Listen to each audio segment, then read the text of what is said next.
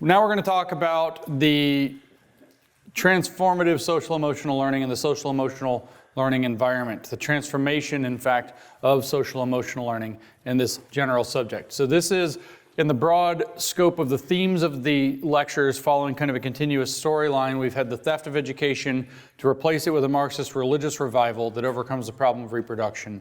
The Marxist religious revival focuses on conscientization or thought reform, which can be summarized as turning schools into groomer schools, which is to, like I said, to create the process of thought reform. And now we have to answer the question of why and how specifically are they transforming education into social emotional learning. What is the education of the future supposed to look like according to these people? And so, as a little through line continuing the story, the primary tool for the conscientization or the thought reform process that we just discussed is a program generally known as social emotional learning. Now, I've mentioned lots of things, culturally relevant teaching and so on, that are also part and parcel with this. But social emotional learning is the primary vehicle, and as you will come to understand, it is in fact being infused into literally everything. It will not merely be in the schools, it's meant to be everywhere, in everything. So by learning what social emotional learning is and who's pushing it, what huge entities are pushing it, we can learn that social emotional learning isn't just a vehicle for conscientization in some small scale way. It is in fact the key operating tool to achieve an agenda to install a completely new system in the world from top down, bottom up, and inside out all at once. Certain entities are pushing this agenda. The World Economic Forum and the United Nations are two that are really worth mentioning as far as, foundation type things go. And they have figured out that to attempt a full-blown revolution throughout the West, or in accordance with the whole world, it will require simultaneously building the new world in an economic and social model while raising the generation to fill it. That has to occur at the same time. And so then you unleash the new generation into the new world and everything transitions, say, through a great reset seamlessly. The implementation of this two-pronged agenda then, one from the top down, one from the bottom up, is the outstanding fact of the past 30 years of our lives that we've only become really aware of in maybe the last 2 years. And so, by the way, that is a message of hope. This is a 50-plus year plan, 30 years kind of in direct implementation, and in 2 years we've already made it seemingly very untenable. A very large number of people are aware of it. A very large number of people are aware that it's not just something that's happening. I keep having these conversations on flights where I'll end up sitting next to some person, some business person, and they'll tell me something like, well, looks like they're just going to get rid of cars. I guess we're just going to have to, that's just what we're going to have to do now. We're just going to have to go along with it. As though that's just like something we're fated to have to accept because they're doing it. That's just what looks like we're just going to transition all to electric cars. That's just what it is now. That's just what we have to do. That's just how it is. Cars all have some push button ignition with a microchip. That's just how that's just what we have to do. We just have to adapt. If there's no microchips, we don't have any new cars. Looks like we're just going to have social emotional learning in the schools. We're just going to go along with this. And this is the big point. You don't have to just go along with this. You do not have to go along with the indoctrination or programming of your children. You do not have to go along with the data mining of your children so that they can build out a social credit world. You don't have to go along with a social emotional learning program that hijacks and steals away from them genuine education and replaces it with something where they're educating them or training them in social and emotional literacy and so-called emotional IQ, which we now have good reasons to believe doesn't even exist and probably has more to do with your linguistic capacity around emotional words, that you can understand the fine-graded meanings between different emotionally sounding words like anger and rage, as opposed to having some intuitive sense of what your emotions are or some maturity about your emotions. Of course, social emotional learning is sold with a very pleasant kind of bill. It's sold to us under the guise that, well, we're going to teach kids to navigate their social situations in a complex world. We're going to teach them to manage their emotions. We're going to teach them to manage the stresses that come with their academic experience, with their life experience. We're going to teach them to manage their interactions with one another so that they grow up more mature, more accepting, more inclusive, more blah, blah, blah, blah, blah. And of course, If it were only that, we might have reason to raise an eyebrow and say, okay, maybe that's not your job. But it's not only that. So we have reasons to scream, you have to stop or we're going to put you in prison. So as a reminder of what we're dealing with, let's go back to Paulo Freire, who is our anchor point for this thing. This is from the 10th chapter of the Politics of Education. And I just want to remind you of something I said earlier also. At this point, what's happening, I said this in the Q&A session, I'd like to say it again. What's happening in education is happening in parallel in faith in the churches. Both are seen as avenues for values education. And I'm bringing up this point because I mentioned that this is the 10th chapter of Politics of Education. And if you bother to read that book or just skip to the 10th chapter and read that book, you'll find out that the 10th chapter of that book talks about education for a couple of pages. And after that, it's literally just about the role of the church. This is the education book that led to Paulo Freire's work being accepted throughout American schools. And the 10th chapter is dedicated to Paulo Freire getting on a soapbox and telling churches how they should organize themselves. And there are 3 options for how churches can be. That's not what this quote is about. This is an aside. They can be the traditional or reactionary church, which he's very against. They can be the modernizing church, just like a modernizing school that exchanges blackboards for projectors and achieves nothing. Or they can be the prophetic church that makes a prophecy of a new world by denouncing the existing world to bring it into being the new world, which is the thing in the foreword written by Henry Giroux that he said, remember, Paulo Freire's vision is prophetic, specifically in that it seeks to bring the kingdom of God on earth, to make the kingdom of God on earth in solidarity with the oppressed. And in fact, this is what we're going to read from this chapter 10. Education for liberation does not merely free students from the blackboards just to offer them projectors. So we're going to elaborate on this quote. On the contrary, it is concerned as a social praxis with helping to free human beings from the oppression that strangles them in their objective reality. So this is the goal of education now. It is, and by the way, objective reality, when a Marxist says it, means how Marxists interpret their lives. It is not objective reality at all. It is therefore political education, just as political as the education that claims to be neutral, although actually serving the power elite. It is thus a form of education that can only be put into practice systematically when the society is radically transformed.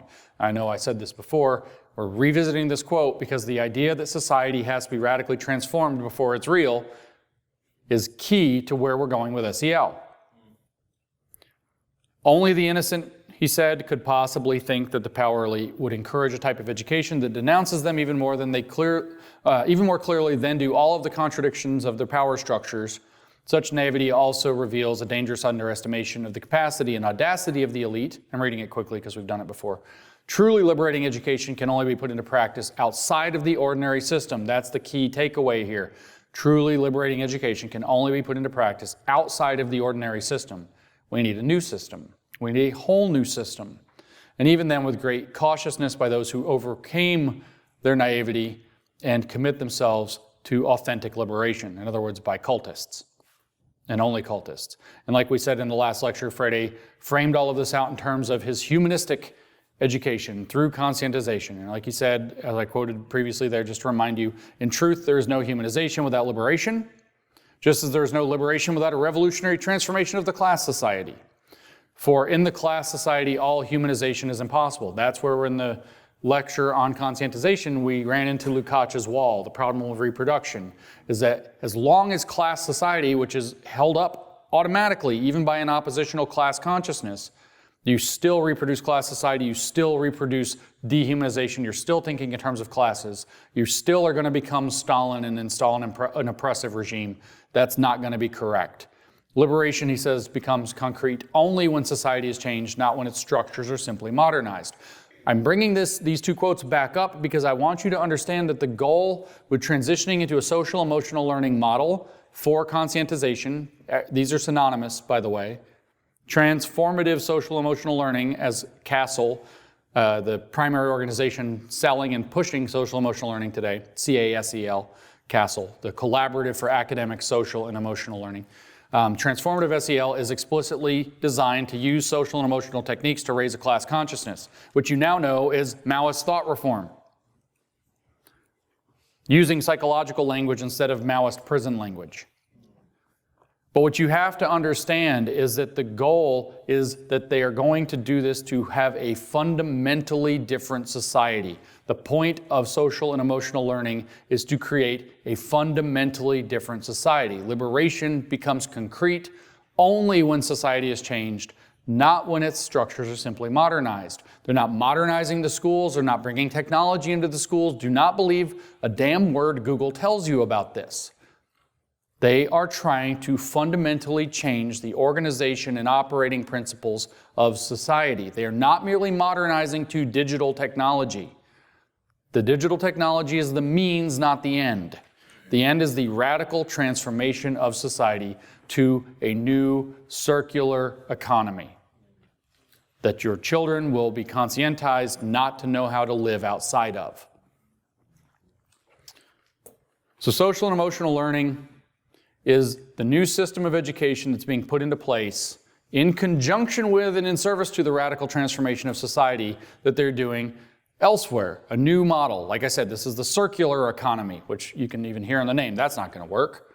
The second law of thermodynamics didn't stop. That's not going to work. Entropy still exists. That's not going to work. An economy where there's no waste and all waste is fed back in as the inputs. I mean, this is like where you see Bill Gates like coming up to this big machine and he drinks a glass of water that he's like bragging was literally poop a few hours ago. Circular water. I'm not kidding. That he did that. You can go watch the video yourself. He's like, Entities like the World Economic Forum and the United Nations understand that you have to build the new world and the people to fill it at the same time to make this work. So that's kind of the big picture theme of why social emotional learning exists. It's to facilitate the sustainable and resilient and inclusive, actually the sustainable and inclusive new world that they're going to bring into being. I did another podcast on the new Discourses platform called Sustainability, the Tyranny of the 21st Century. Sustainability is the new word that means communism. For me, I don't even use them apart from one another anymore. Sustainability is neo-communism. We're going to have a whole world system that is sustainable. This is in line with the writers like Herbert Marcuse that we've been talking about all along in the 1960s, talking about how, for example, capitalism is intrinsically not sustainable because what it does is because advanced capitalism, he said, works. So what does it do? It satisfies your needs. That's what it means to work. And you have a good life. So in satisfying your needs, but it still has to make a profit, it has to make a whole new layer of new false needs. The true needs and the false needs, he talks about it a lot. So it creates a new layer of things that you want and you start to get, and those become needs too. You don't know how to live without your phone. 20 years ago, you could live without your phone, no problem. Now you don't know how to live without your phone. You don't know how to get anywhere. Like, you don't know what to do. You feel like you're naked because you forgot your phone somewhere. Whole new layer of needs. And when capitalism steps in and satisfies those, they just become basic needs. And so it becomes a new layer of luxury goods that become the next layer of needs. But where does this tower stop? Nowhere. Never. So it just creates more and more and more and more needs that people don't know how to live without, and that's unsustainable. Eventually, that's going to collapse. That dovetails, I'm talking about Marcuse, but we dovetail over to the World Economic Forum in 1973, where in 1972, the year before, there was a publication put out by the Club of Rome, which you're not even supposed to really talk about, which was this weird bunch of MIT scientists brought in by this weird Italian wealthy individual who was funding them to study the possible so-called limits to growth. That's the book they published in 1972, Limits to Growth. And they were convinced, by the way, in the book written in 1972, they predicted that we would run out of metal and collapse the world economy in the year 2000. That's what they said. Non-renewable resources will run out and it will cause a complete break in the capacity of the world to continue growing. And then we're going to set ourselves up for a calamity where maybe 6-7 billion people can live on the planet, but we'll break the system so that only 2 or 3 billion can live, and we're going to end up killing billions of people by collapsing the system. So why not start getting controls on this so things don't get out of hand sooner? Because this is unsustainable growth. I bring that up because in 1973, Klaus Schwab was so moved by this crackpot report done on computer modeling in 1970, punch cards, no kidding, that said that the world was going to collapse itself by 2000, or at least definitely by 2100, that he brought them to the World Economic Forum, and this existential emergency has been a significant part of their thinking ever since. That's where most of if you read that book, which I bothered to, most of that book is about how unsustainable the current world trajectory is. And that if you go too far and you break it, you break the entire system, and it goes from being able to support however many people to many, many fewer than that many people. We go back in time to Marcuse warning about this in One-Dimensional Man in 1964, and at the end he has this weird set of paragraphs. I don't have them here to quote for you, but he has this weird set of paragraphs where he says, well, of course, a sustainable future requires a reduction in the future population of the world, when it was 3.9 billion in 1964. So this fear that there are too many people for a sustainable system has been along for the ride for a very long time. This environmental catastrophism that's motivating them has been around for a very long time. So changing the world to this new circular economy managed by, we'll say, a council of stakeholders. That's a stakeholder capitalism model where we don't meet shareholder demand anymore. We meet stakeholder analysis, like the stakeholders in COVID who said that we had to do all these things that Ron DeSantis decided not to do, and we see how that worked out. We have stakeholders like Bill Gates telling us how we're supposed to manage farmland or food. We have stakeholders like Klaus Schwab. We have these other experts that they bring as stakeholders to tell us. The experts, they know how we're supposed to manage all of our systems. This council of stakeholders, and I say council on purpose because the Russian word for council is Soviet, are going to make all of our decisions for us and make sure that the economy is governed correctly with ESG, environmental, social, and corporate governance policies that make sure that we develop the sustainable and inclusive world. This is the tyranny of the 21st century. I talk about all those things except the Club of Rome thing in that podcast that I did. It's neo-communism. It's how this council of stakeholders seizes the means of the production of everything in society so that we can enter into what they call a circular economy, which is apparently facilitated by us eating bugs for our protein needs. That's the plan, and they want to make your children think that we have to have this world or else it's probably going to catch on fire in 12 years because AOC said it on TV and she's a celebrity. She has a TikTok or something. The Chinese aren't spying on that at all. Before turning to this whole mess of World Economic Forum, though, I want to actually point out that even this is being criticized by critical theorists who are like, whoa, hold up. So there's a guy who comes from a critical theory perspective. His name is Ben Williamson. In 2019, he wrote a paper in the Journal of Educational Policy talking about social and emotional learning. The title of the paper is Psychodata: Disassembling the Psychological, Economic, and Statistical Infrastructure of Social Emotional Learning. And this is a weird paper when you read it. I'm going to read a couple of quotes from it to you to tell you what social emotional learning is really about. This is a guy who's analyzing it. You get the sense that he's kind of warm to it, but he doesn't want the corporations controlling it because he's a critical theorist. And so what he says is the political economy of psychoeconomic expertise as a section begins, social emotional learning needs to be understood as part of a political economy in which the measurement of humans' psychological attributes is seen as integral to economic forecasting and political management of populations. That's why they're doing SEL in the schools, because it's integral to economic forecasting. They can make predictions about the market behaviors of your children when they have a full-blown, remember back in 2016 and we all crapped our pants about Cambridge Analytica and how it used big data, the ocean model to the 5 attributes, what is it, openness, neuroticism, something, conscientiousness, empathy, I don't know, there's something, ocean. The 5 big personality traits, and where they make, you took all these quizzes like which Little Mermaid are you and which Ninja Turtle are you, and you took all these quizzes and they were fun on Facebook and you had to share them with all your friends. You're like, oh my gosh, I'm this. Oh my gosh, I'm Michelangelo. Oh my gosh, which classical painter are you? Which, whatever it is, which horse racer are you? It's things nobody cares about. Which GoBot are you, if anybody remembers the GoBots from the 80s. And he took all these quizzes, but really what they were personality profiles, and they were aggregating lots and lots of data about you and using that to tailor your algorithms so that they could do political messaging to you or marketing messaging to you. Now imagine that on steroids with really good AI. The point of social emotional learning is that it needs to be understood as part of a political economy in which the measurements of human psychological attributes is seen as integral to economic forecasting and the political management of populations. Your children are their guinea pigs. That's why they're going through social emotional learning. He doesn't even say specific stuff within it. That's the point of social emotional learning. That's how it needs to be understood, he says. He says social emotional learning, SEL, interventions, practices, and policies are the products of a combination of techniques, measures, and practices developed by psychological, behavioral, and economics experts, stakeholders, not you as the parents. You don't know anything.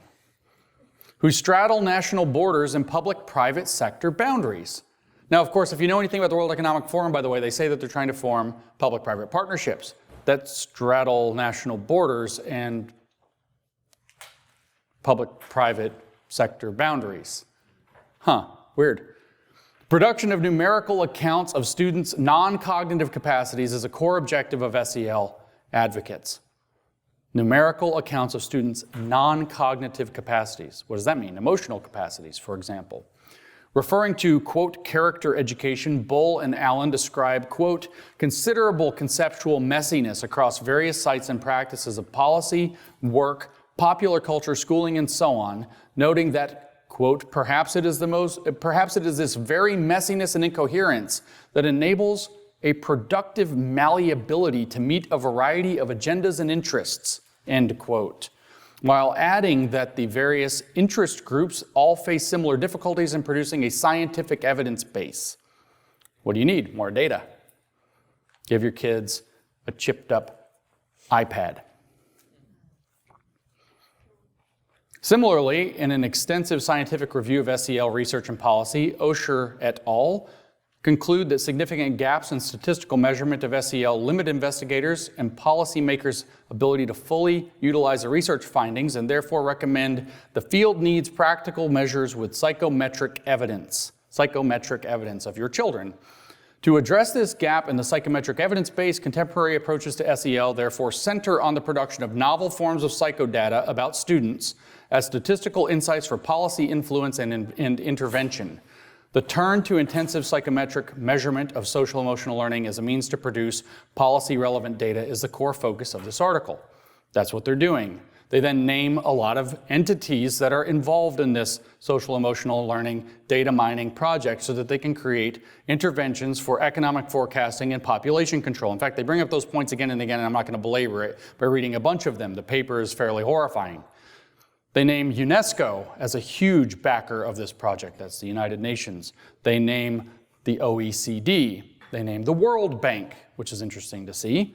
They name the World Economic Forum explicitly and devote a paragraph or two to them. They name as major funders the Bill and Melinda Gates Foundation, the Chan Zuckerberg Initiative, and on the neoconservative side, the Templeton Foundation as the major contributors, supporters, and funders of this new vision. Their goal with SEL is to create models of your children through psychodata that they can use for economic forecasting, which, by the way, that's going to work in a circular fashion. They will have a perfect marketing portfolio of your children. They'll know which emotional triggers work for your children. They'll know exactly what their psychological profile looks like. They'll know exactly if they're wearing their little apps on their wearable technologies, they'll know exactly what kind of emotional responses might trigger the ideal time to hit them with an ad for a particular kind of product. And you'll have excellent ability to forecast what they might want to buy. Here's an example that's not your children. This is John Deere tractors. Did you know if you buy a John Deere tractor now, you don't own it? It costs like $500,000, but you don't own it. Do you know why you don't own it? Because the tractor runs a piece of software that has a copyright on it that John Deere owns, and you can't own their copyright. And the tractor doesn't work without the software, so you can't own the tractor. This has a lot of consequences, like you can't fix your own tractor if you're a farmer. You have to wait till they come out and type in the code that says they fixed your tractor, which is great for if you have an emergency, something breaks down and you've got to harvest right now. Real great, right? But it's even worse than this. What this software does is it actually enables something very useful and very great for farmers. All kinds of sensors built into these modern tractors. They're not merely like super powerful little funny trucks that can have lots of torque or whatever and giant wheels. In fact, they can measure through the way that the wheels interact with the soil density. They can measure the moisture level of the soil. They can measure certain chemical compositions in the soil to the point where you can make a centimeter by centimeter grid of an entire farm in terms of what its soil quality is for the growing of various types of crops. Pretty useful if you're a farmer. You log into your John Deere account, you got your tractor you paid a lot of money for, and then here's this map of your farm and exactly where the dry areas are. You can irrigate them better. Exactly where the minerals are poor. You can go fertilize or amplify those minerals. You can throw out some copper or whatever it is that you need to get into the soil to get the optimal growing conditions for what you're growing. Really useful, centimeter by centimeter grid. It's really small. But do you own the data that you generated with your tractor? No, you don't own the data that you generated with your tractor. John Deere does. And what do? They sell it to futures traders to bet against your farm because they can forecast what your yields will be. And now they're doing that not with John Deere tractors, but with your children's psychological and emotional data that they're gathering through iPads, etc. That's what this is about. And it's not just so that they can market to them flawlessly. It's not just so they can make economic forecasts and plans and futures trading, guess at behaviors of the market, prevent boom and bust cycles by psychologically nudging people to act differently through marketing campaigns, etc. It's also for the control of people psychologically. It could be political propaganda that gets them to act and react in ways that the regime needs them to act and react at the given moment. Perfectly tailored by AI, perfectly tailored to your child's specific psychology. Yours if they could get it, but you're an adult.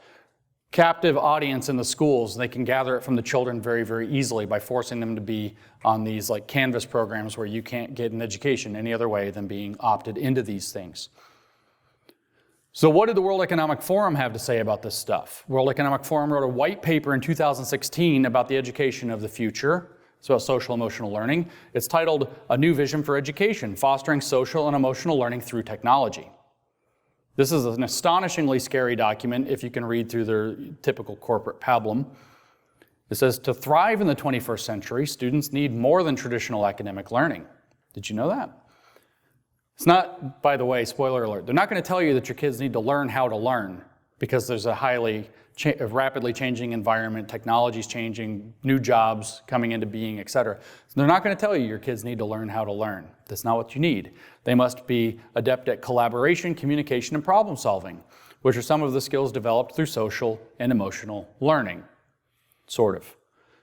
Coupled with mastery of traditional skills, social and emotional proficiency will equip students to succeed in the swiftly evolving digital economy. Research suggests that early childhood is the critical period for fostering social and emotional learning. Children are at their most receptive to SEL, and strategies targeting this stage are most likely to have a lasting impact. Guess we need that pre-K education, right? But research also indicates that SEL at later stages is necessary and effective and offers opportunities to attain skills. In other words, social and emotional learning skills are teachable at all ages. So this is actually a document, though, that they don't just justify or claim to justify that we need social emotional learning or that it creates the soft skills. They give a list of like 18 competencies. I don't want to go through that all in detail. It's not just about developing these soft social and emotional skills and resilience skills and inclusion skills, which is what they name, focusing on equity, which they name. It's not just about that. They also want to integrate technology. That's what it says, social and emotional learning through technology. It's to be fostered that way. So they envision all kinds of high-tech applications.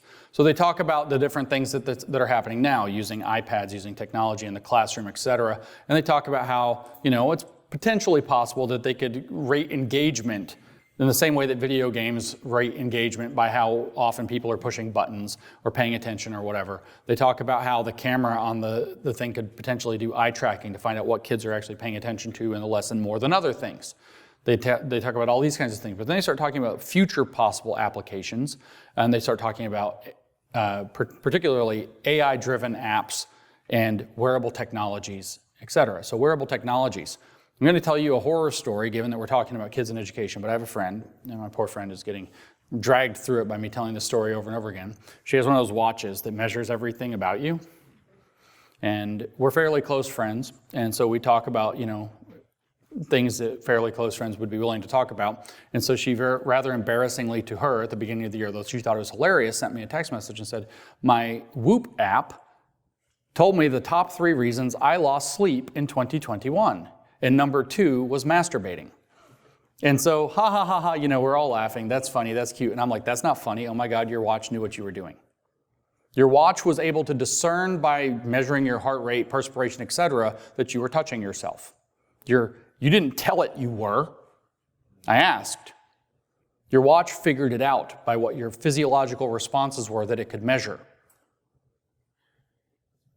And so maybe you're more suggestible after such a thing or after other things. Maybe you get a big scare and you're more susceptible to buy life insurance. Maybe you get a big moment of frustration and you're more likely to buy Ben & Jerry's ice cream or something. Who knows? They can measure your emotional state, and that's what this white paper talks about explicitly. They want to measure the emotional state of children in the classroom so they can target more accurately educational interventions to make it more successful, and also to teach them to manage the emotions that are coming up. They're frustrated with their math lesson. Well, you can get a thing that pops up as their digital friend or whatever, and it talks them down, calms them down, gets them to refocus. And then you also gather data on what part of the math lesson the kid gets stressed out about, so you can figure out different ways to present that kind of lesson to people with that particular personality profile, so that you eventually have a digital Socrates or something that's your own private tutor, and you have no actual teacher. You have a algorithm controlled in some remote server room that's teaching your kids everything they need to know about the world. They never even have to look out the window. They never even look outside. They don't have to see anything with their eyes except what's on their screen, and that's how they'll be taught. This is the education of the future. And it's measuring their psychological data. And I thought, well, that's way out there. That's crazy. I know about these wearable techs and the things that they're capable of. And then I'm in Florida a couple of weeks ago, and somebody says that in their county, schools, they're already experimenting with heart math. I mentioned that the other day.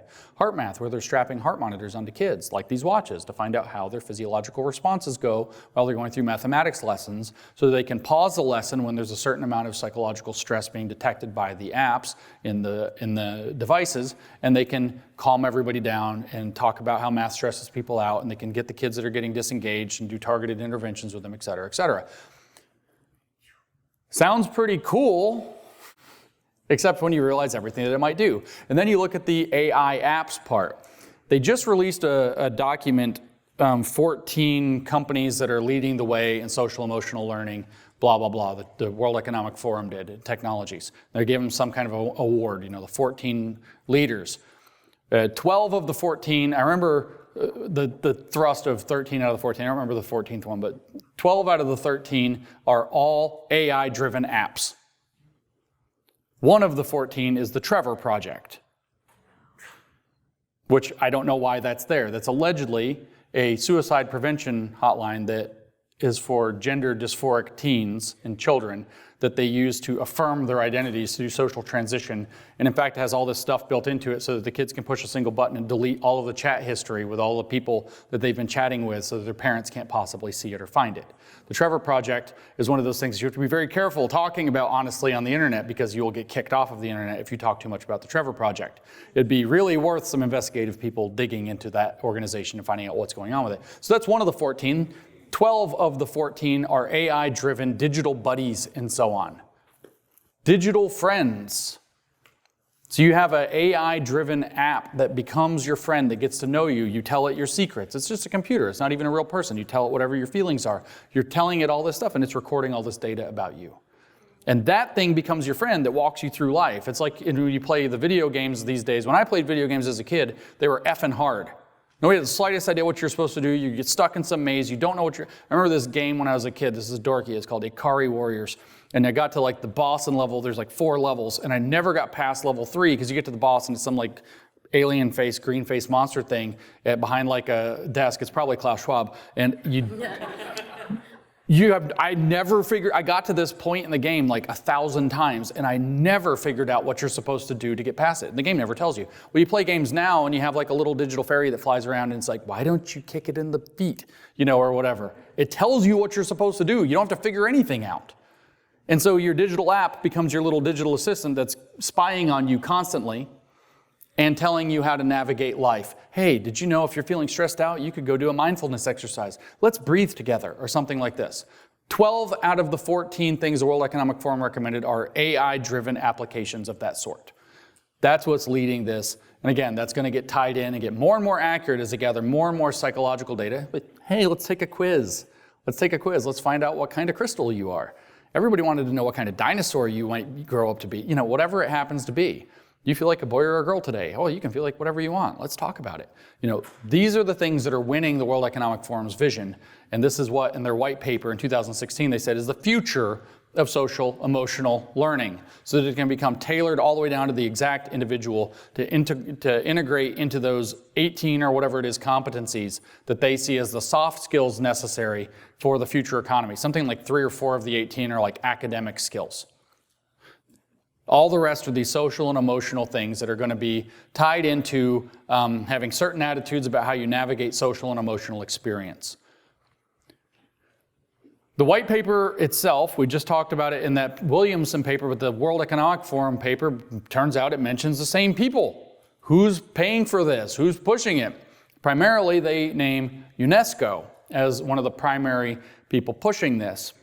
And they say explicitly that it's being done in accordance with Agenda 2030 and the Sustainable Development Goals of the United Nations. They specifically name the World Bank as being significantly behind this, which is, they say, specifically interested in connecting data being gathered through social and emotional learning technology to fill gaps in future employment.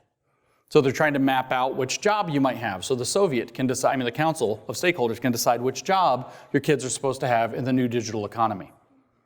It's a perfectly managed economy on the other side of this. They go so far as to say that social and emotional learning has to be completely systemic. It's not enough for social and emotional learning to happen at school and you go home and your parents can deprogram you, or maybe some kids, God forbid, are homeschooled and they don't get exposed to it. That's not enough. They even talk about a pilot program that was run in France that they hold up as an exemplar in this 20-some-odd page document they put out, where they were training nurses in social and emotional learning and in social emotional learning education to go work with pregnant mothers so that the mothers could learn to do social and emotional learning from birth with their children. This is actually the program. You don't know about social and emotional learning yet. Social and emotional learning is in the schools. It's in all the schools. But the goal is for social and emotional learning to be in everything. Your church should have social emotional learning. Your school should have social emotional learning. Your parents and your community should have social emotional learning skills that reflect what's happening at the schools. This is the vision that they paint in these actual policy white papers, not policy documents, proposal documents that they put out in, say, 2016, 2019, et cetera, about what the future of education looks like and what social emotional learning's role in it is. That's not what you read on the CASEL website, by the way, casel.org, CASEL.org. So what does the World Economic Forum, or apparently UNESCO, or the World Bank, or the OECD, or the Bill and Melinda Gates Foundation, or any of these people, what do they want with social emotional learning? Well, we turn to, let's say, their godfather, Klaus Schwab, who we just made fun of. He's insistent. He wrote a book this year that is The Great Reset Book 2. Its title, is, I kid you not, The Great Narrative for a Better World. The Great Narrative. Oh, for a better future. I'm sorry, I looked it up. It's for a better future. The great narrative for the better future. They're going to tell us the narrative so that we'll all go along with it like a bunch of idiots. Or we're going to be brainwashed into it through conscientizing social emotional learning. And he's insistent in this book that ESG is the key to a better future. It's what enables us to have a more, in the words he uses over and over and over again in almost all of his documents, a more sustainable and inclusive future. He insists that the way we get there is by breaking down our resistance to a public-private partnership in order to enact this from the top down. And that's going to put tremendous pressure on corporations and eventually individuals to want to comply with ESG because there's this top-down pressure being put in through a public-private partnership where we break down the barrier between the public sector and the private sector. He says this explicitly. But there's also going to be a bottom-up movement. So if you think you can resist the top-down pressure and you don't want to go along with it and you're going to conduct business or your life the way that you want to, he says that's not going to work because your customers, your clients, your friends, your employees are going to demand it because we're going to make sure that the young people, he specifically names the millennials and Generation Z, are going to be led to demand a world that doesn't cheat them, that doesn't threaten them with existential crises like pandemics, like climate change, and so on. So there's going to be a bottom-up movement also demanding an ESG-compliant social and political world, which will force other corporations to participate because they won't be able to get employees. Nobody wants to work in a company that's on the wrong side of history. They won't be able to keep customers because customers will start making their buying decisions and their other decisions in terms of social activism, and thus you create these ESG metrics that are supposed to somehow facilitate that, and they say, well, ESG is going to predict long-term survivability while they're literally trying to create a customer base that won't buy anything else. So it's all a huge scam. ESG is a huge scam. Again, ESG is environmental, social, and governance scoring for investment capital in the corporate sector that's then reinforced in the public sector. Our SEC here in the United States is already trying to back up ESG compliance. That's a public-private partnership. The old word for that under Mussolini back in the day was fascism. But there's also going to be a bottom-up youth cultural revolution. And that's where you need conscientization. That's where you need thought reform. That's where you need Freirean education. That's where you need social emotional learning.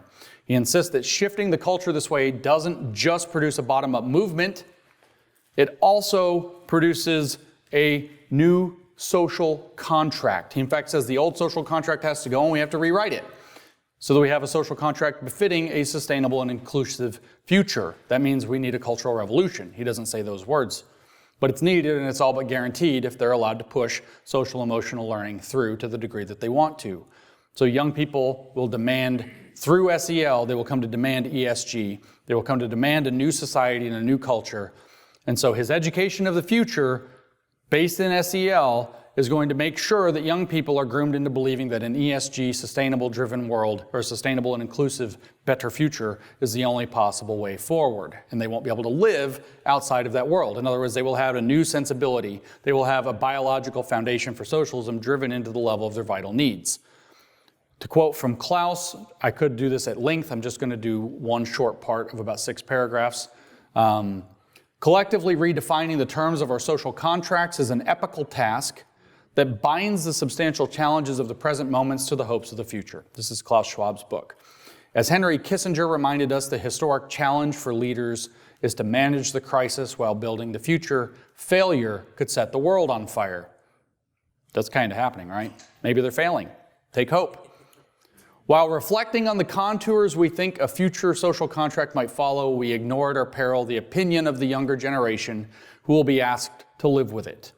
Their adherence is decisive, and thus, to better understand what they want, we must not forget to listen.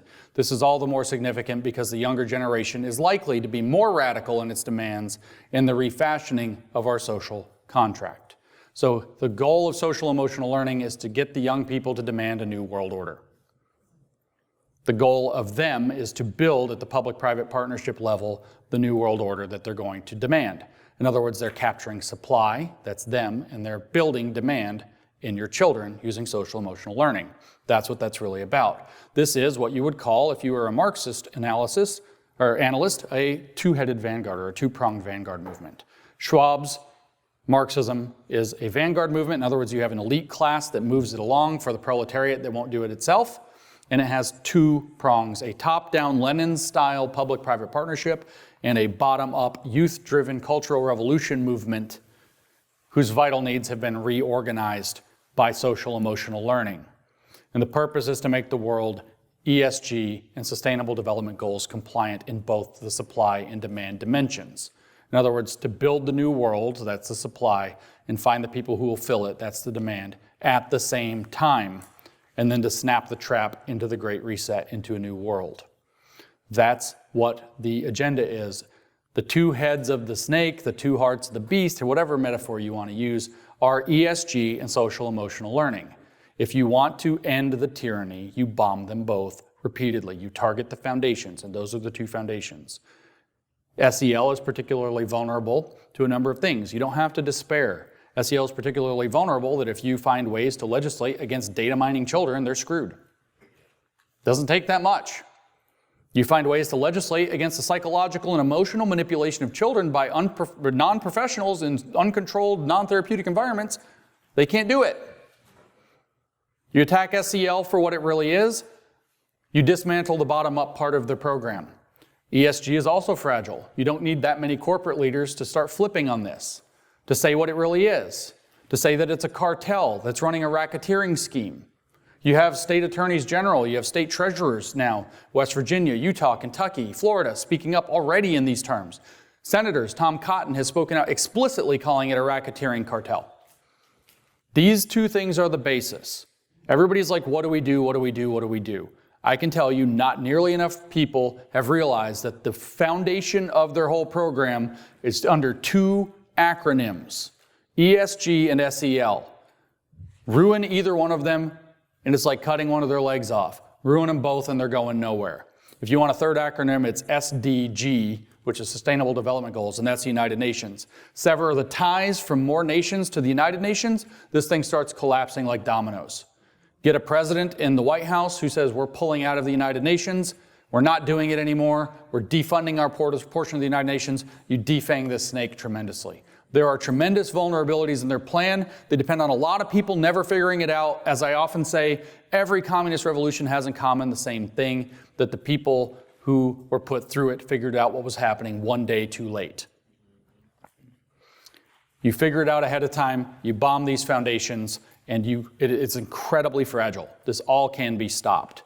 You don't have to despair. I do want to point out, though, that this has a long trajectory. You know I like to do the historical thing. So let's read what Marcuse was talking about. This is what SEL is designed to facilitate. It took him a long time to get to it. This is an essay on liberation written in 1969. This is the part about the biological foundation for socialism. It's a couple of paragraphs. The advent, he says, of a free society would be characterized by the fact that the growth of well-being turns into an essentially new quality of life. This qualitative change must occur in the needs, in the infrastructure of man, itself a dimension of the infrastructure of society. Man creates society, creates man, creates society, by the praxis and inversion of praxis wheel of Marxism, which is like a circular human economy. The new direction, the new institutions and relationships of production must express the ascent of needs and satisfactions very different from and even antagonistic to those prevalent in the exploitative societies. What does it mean? We need to have these new sustainable institutions. Everything has to be geared toward ESG, something fundamentally different and antagonistic to what we have been doing. We don't need shareholder economy anymore. We need stakeholder capitalism instead. Such a change would constitute the instinctual basis for freedom, which the long history of class society has blocked.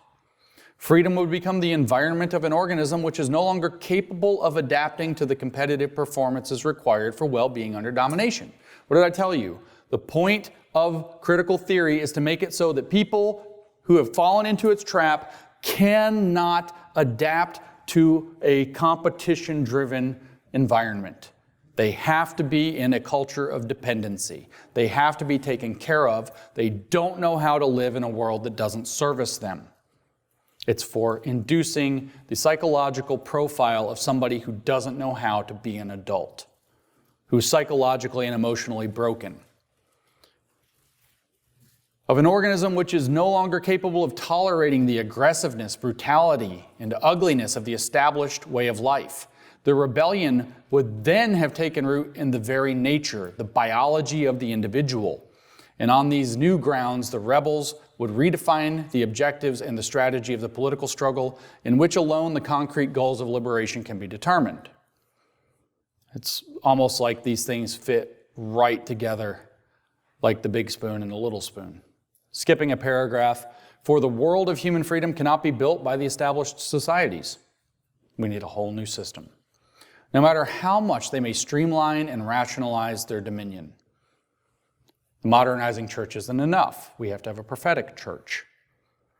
Their class structure and the perfected controls required to sustain it generate needs, satisfactions, and values which reproduce the servitude of the human existence. We have to get completely outside of the existing system. We need a whole new social contract, which provides a new sensibility, a new way of thinking about the world. This voluntary servitude, voluntary inasmuch as it is introjected into the individual. You've been brainwashed by society to think you have to live this way, which is secretly in servitude that you don't recognize. This voluntary servitude, which justifies the benevolent masters, can be broken only through a political practice which reaches the roots of containment and contentment in the infrastructure of man. You have to make people unstable. You have to destabilize them. They cannot be content. You have to break that. A political practice of methodological disengagement from and refusal of the establishment, aiming at a radical transvaluation of values. Such a practice involves a break with the familiar, the routine ways of seeing, hearing, feeling, understanding things, so that the organism may become receptive to the potential forms of a non-aggressive, non-exploitative world. This is where he says what you need is a new sensibility. People need a new reality to live in, with a new rationality to understand it, with new values to be introjected into the biological foundation of who they are, so that they adopt a new sensibility about how life should be. What is that new sensibility? Sustainability. We have to live in a sustainable way. Everything has to be sustainable. If it's not sustainable, it's unsustainable, and that's going to be an existential crisis. The new sensibility, the tyranny of the 21st century, is sustainability. A total sustainability mindset for a sustainable and inclusive future. So sustainability and inclusivity are the two pillars, and that's your environmental and your social. And then governance is how you're going to manage that. There's your ESG, presaged here in Herbert Marcuse in 1969. How do you get these new values, this new sensibility, this new rationality into the rebellion, the refusal into the very biological vital needs of the people? In other words, into their psychology. How do you destabilize them to not be able to live in a world other than this? Social, emotional learning. Particularly transformative social emotional learning, TSEL, as it's sometimes abbreviated, trans-SEL, as it sometimes appears. So what is SEL and how does it work? Now you know what it's for, and it ain't anything good, and it ain't the well-being of your kids. What is it? I'm going to turn first to give you an unfortunate answer from a wonderful researcher by the name of Jennifer McWilliams, who digs into these things. She's one of the so-called hashtag #ExpelSEL crusaders on the internet. Brilliant researcher. And she actually traces the origins of the CASEL organization, the Collaborative for Academic and Social Emotional Learning, to a project at the Fetzer Institute, which was founded by John Fetzer, who is a New Age spiritualist, in case you wondered if this was really religious. It's all focused on mindfulness and all of these new values, the transvaluation of values that you're going to bring in. And what the Fetzer Institute was actually geared toward was figuring out ways to develop the spiritual and moral attitudes and views of people, especially children. So social emotional learning grew up within a New Age religious cult environment. That's where CASEL came anyway. Social emotional learning didn't actually start there, but it got co-opted into that. CASEL, by the way, we'll talk more about that in a minute. CASEL is by far the leading organization for social emotional learning. And no matter how often I look at their website and poke around in their website, I feel like I just open another rabbit hole and another rabbit hole and another rabbit hole. I came here the other night and we were going to get a drink the night before the conference. We were going to go down and relax a day finally, and I ended up in my room. I didn't even see the text messages because I went on the CASEL website to see if I needed to flesh any of this out, and I ended up in a rabbit hole of an 82-page document, another 12-page document, and all this document after document after document. The communists never sleep. They just publish and publish and publish documents and guidance, et cetera, et cetera. It's unbelievable if you go spend time on their site. It is huge. But it turns out it started as basically a New Age cult for how you change values into kind of a new hippie spiritualism. And it collected up what had already kind of started in a broader social emotional learning experiment that was happening in education here and there for reasons that aren't entirely bad, as it turns out. And that's where we have to turn to the fact that the reason you're struggling, besides if you hadn't heard of it, to combat SEL, and you go and you talk to your lawmakers, or you go and talk to, I don't know, the governor of Oklahoma, and find out that his wife is implementing a SEL program in the state of Oklahoma, and they say, no, this one's good. The thing is there's a lot of things passing under the name of SEL, and there literally are a lot of things. They are actually different.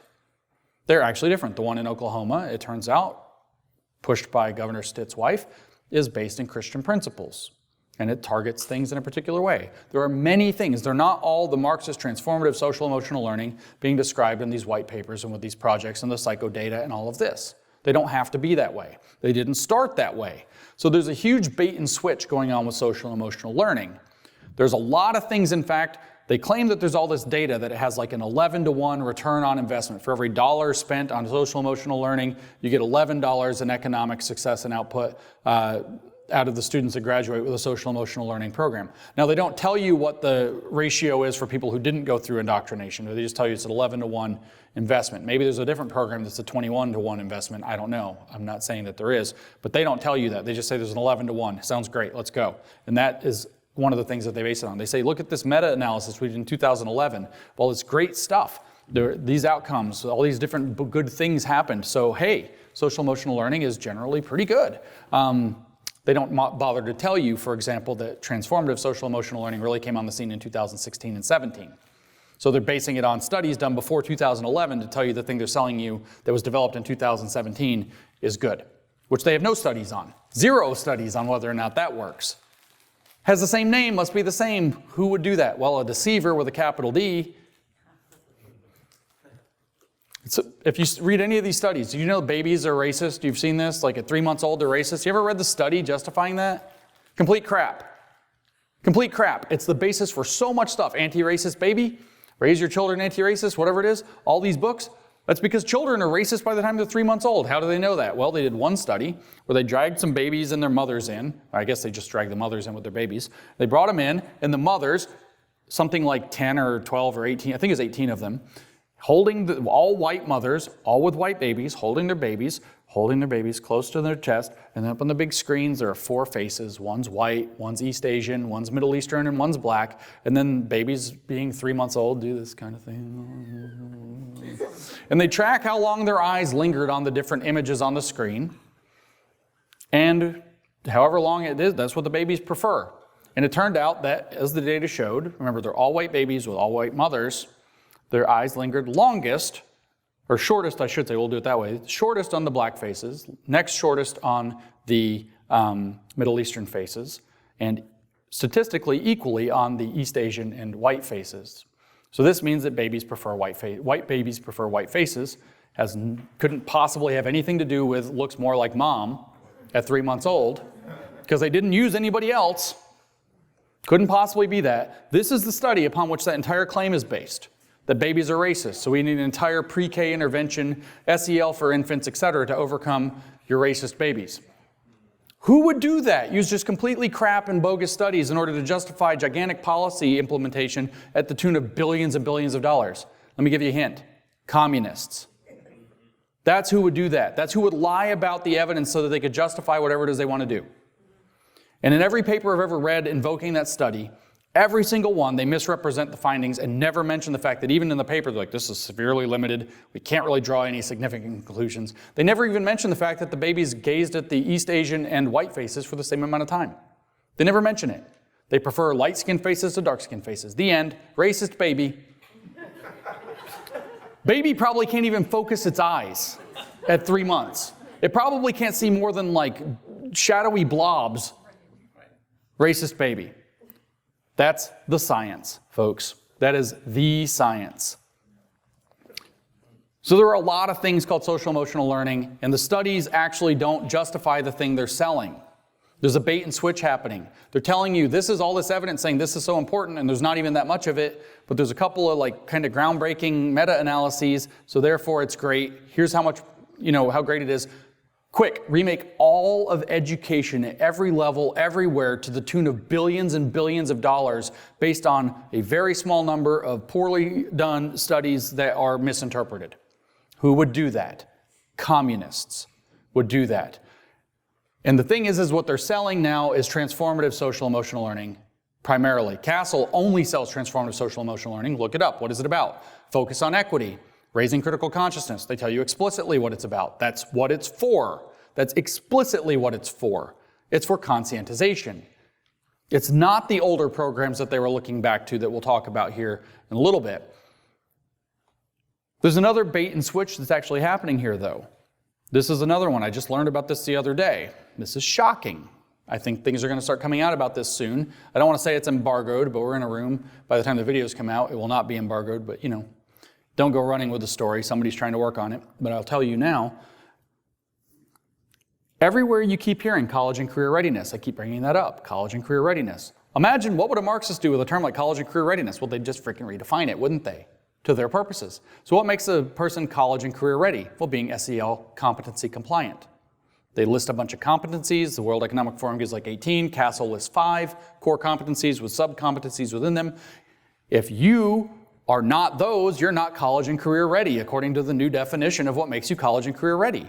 So you're at risk of graduating not college and career ready. So now you have every student because every student, because they're just changing this right now, is at risk of not being college and career ready by the time they're at graduation. They're at risk. So you've redefined at risk to mean something like, I don't know, you're in a terrible neighborhood, you have a bad home, you're getting abused, blah, blah, blah. What we think of as an at-risk child that we justify, taking steps to help them under things like Title I and so on, to all the kids.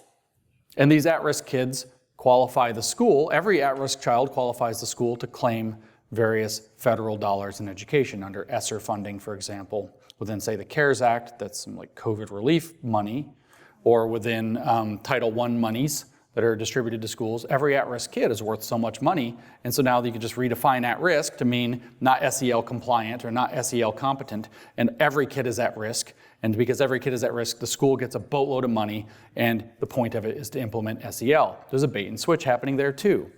They're actually stealing education. It's no longer about educating your kids to be academically competent, it's about making them SEL compliant, or ESG compliant, as it were. SEL competent, they have their competencies. At the very bottom, though, what is social emotional learning? It is psychological and sociological programming of children through what looks like education. It's performed primarily by teachers who've gone through a few weeks of training because they're forced to. A few of them are all into it. A lot of them think it sounds good. Many of them don't really know about all this, but they are unqualified, unlicensed, not professionals performing psychological and sociological, like social work, psychological, like therapy sessions in no license, no professional qualifications, in uncontrolled, non-therapeutic spaces in front of groups of children. The people that are making them implement this, the people who think it's a good idea, belong in prison. That is psychological child abuse. They have no right, they have no qualification, they are not in a space to be engaging with that. If you actually do have at-risk or damaged children, you don't know what you're unearthing and you're not in an environment to deal with it when it comes up. Social emotional learning has literally no place. The question that we have to keep thinking about is, should the schools be doing this? And the answer is no, it's not the school's job. It is not the school's job to do this. Well, how do they justify doing it? Well, because a few kids will fall through the cracks if the school doesn't. And then they leap from there and yet another bait and switch. Well, a few kids are going to fall through the cracks. There's your Mott, if you will, with the Mott and Bailey. And what's the Bailey? Well, we actually need to do this for the betterment of every child. It's not actually about catching a few kids are going to fall through the cracks. We don't know who might fall through the cracks, so we're going to do it to everybody. And what that turns into is, we know how to raise your child better than you do.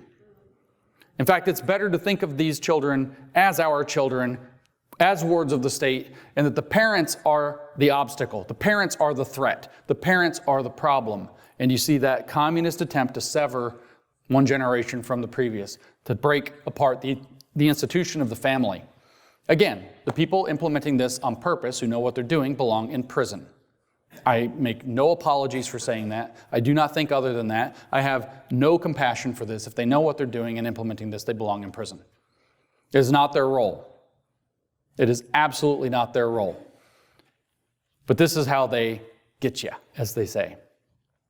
So in practice, what does social emotional learning involve? It involves data mining.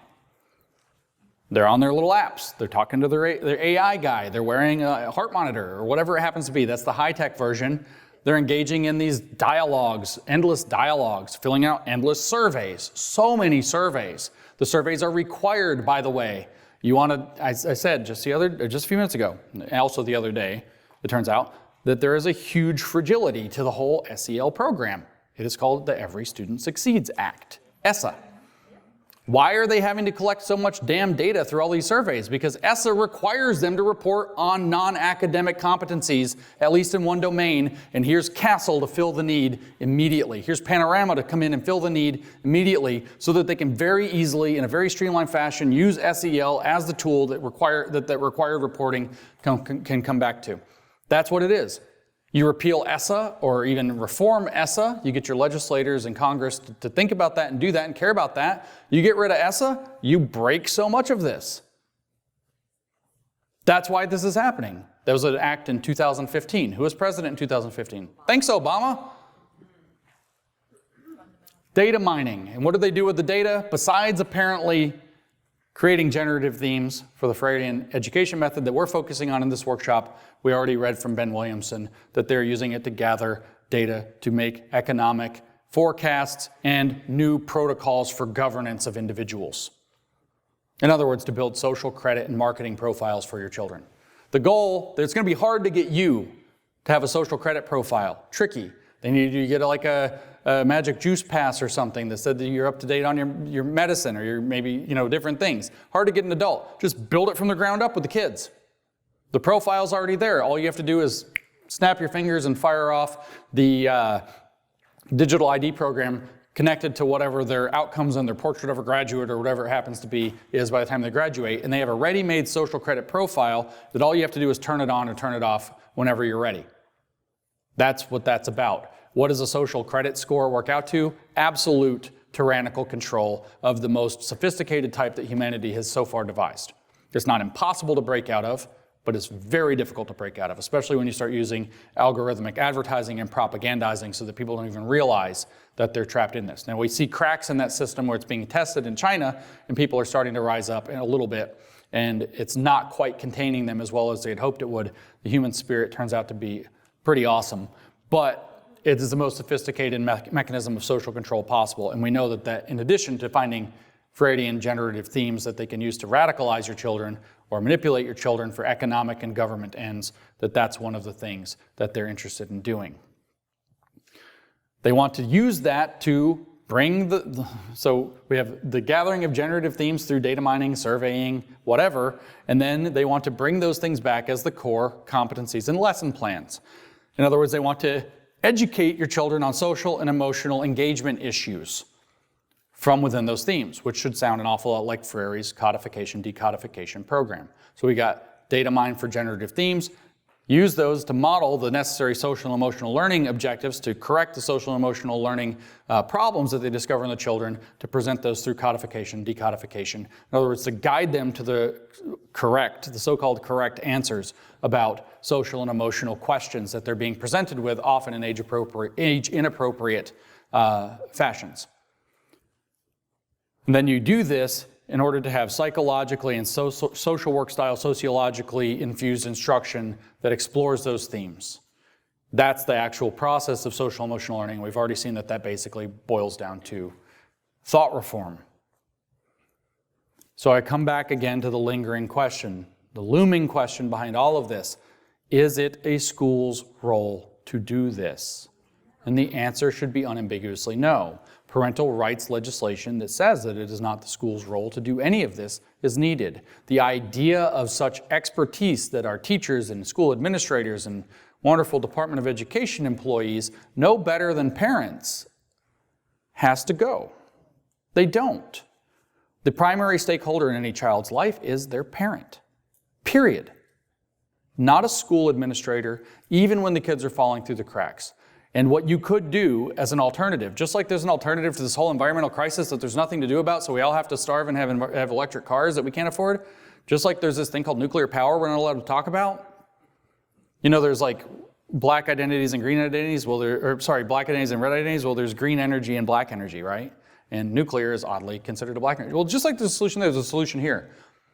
You can, it turns out, target individual kids who are falling through the cracks and deal with them in separate situations, programs, or whatever it happens to be. Whether they're run by the state, that's an open question about how we want to debate these things and how we're going to solve those problems.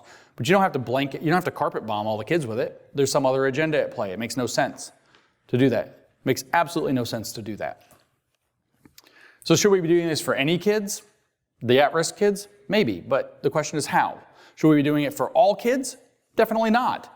It's not their job, it's not their role, they're not qualified, they shouldn't be doing it. It should be illegal, as a matter of fact. I keep saying prison.